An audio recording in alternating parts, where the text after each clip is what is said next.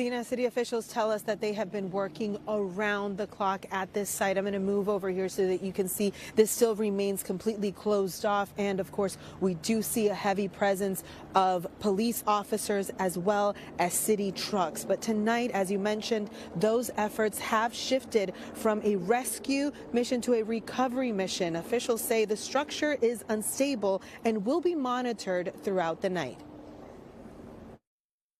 It's important for us to affirm together in a manner that's fitting for each of us to send our prayers with the families who have been impacted. On Thursday night, the city of Philadelphia confirmed that the two workers still missing after the partial collapse of a 7-story stairwell at a parking garage in the Grays Ferry neighborhood are now presumed dead.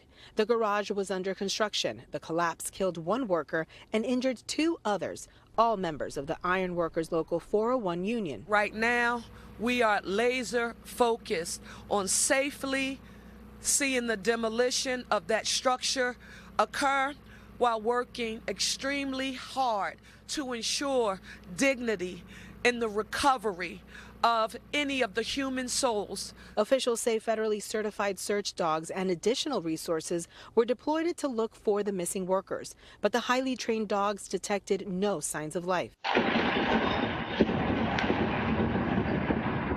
Nearby surveillance video shows the parking garage come down. The structure, part of the Children's Hospital of Philadelphia's plan to expand employee parking. According to officials, the stairwell gave away after a concrete segment failed during installation. We heard a bunch of booms, and then we walked around the corner, seeing them pull somebody out the rubble. Neighbors like Kyle say the sound was unmistakable and terrifying. I knew it wasn't good, so it's like, you can only think the worst when you see something like that. We saw a little smoke. My wife, she was upstairs, and she saw a huge cloud of smoke and her people screaming. She felt really bad. She saw injured people. City officials say the structure remains unsafe and will continue to be monitored until demolition is set to begin tomorrow. We will bring it down to a level that will then allow our technical rescue specialists to safely enter and go through those collapsed stairs. Now, today we also saw the crime scene unit and the district attorney's office on site. We asked the city about this. They say because the cause of the collapse remains under investigation, they say that is why they were here. In Grays Ferry, Shaira, Arias, NBC 10 News. Shaira, thank you. Tonight, Fire Commissioner Jeffrey Thompson described the painstaking final push to find the missing workers. A search carried out with 4 federally certified canines moving through all the debris. 2 of those dogs are called live find canines, trained to detect living human scent in the air. They combed the wreckage separately, and neither picked up a scent. Next came the human remains detection canines, which are specialized in detecting bodies. They, too, searched the rubble independently. This time, each picked up a scent, leading officials to shift strategy to demolition to get them out. Matt?